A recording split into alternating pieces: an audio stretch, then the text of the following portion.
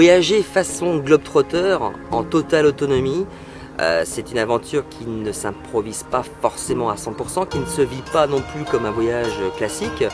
On est obligé de se préparer un minimum. Maintenant, non, il n'y avait pas de crainte parce que c'est vrai que je partais avec des gens que je connaissais, des gens d'expérience. Non, zéro crainte, zéro problème, zéro défaut.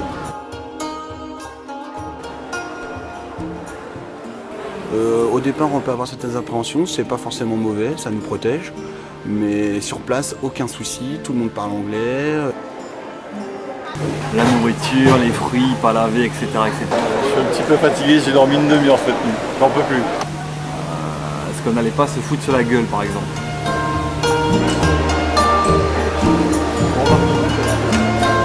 Mes appréhensions, c'était un petit peu par rapport à l'organisation du voyage dans sa globalité, le fait de ne pas savoir comment on va arriver, où est-ce qu'on va dormir.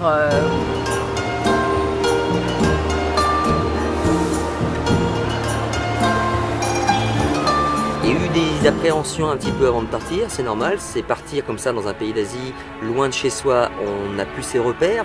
Mais bon, en même temps, c'est un sentiment assez positif puisque c'était vraiment la découverte de nouvelles sensations, une nouvelle manière de voyager. Donc j'étais un petit peu stressée, mais en même temps, c'était du bon track, un peu comme avant d'entrer en scène.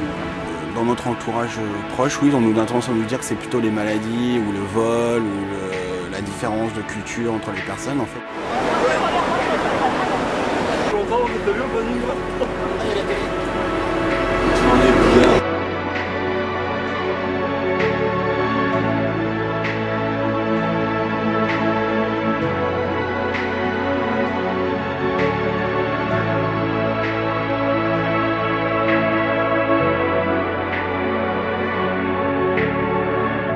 Alors lorsqu'on arrive dans une grande ville comme Bangkok, surtout pour la première fois, on risque d'être un petit peu paumé, on n'a pas nos repères, autant directement se diriger vers le quartier des routards.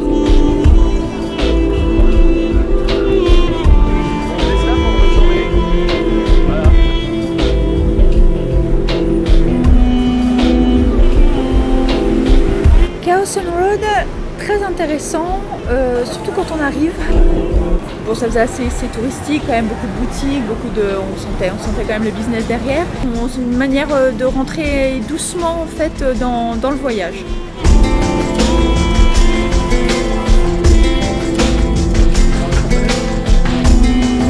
Beaucoup de touristes, beaucoup trop de touristes. Moi j'étais un peu perdu, un peu noyé là-dedans.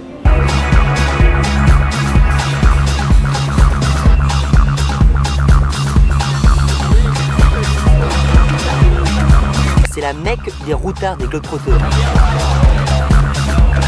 Plein de routards. Je m'imaginais même pas que ça pouvait exister. T'avais tous ces routards qui venaient de partout, tout pour les routards, les cybercafés, les bars, les machins. Beaucoup d'odeurs, beaucoup de petits vendeurs de nourriture à droite et à gauche.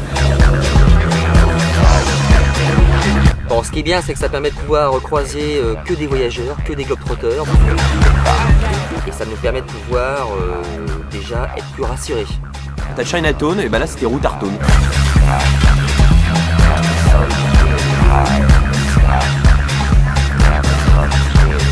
Concernant l'alimentation, concernant les restaurants, on s'y fait très rapidement.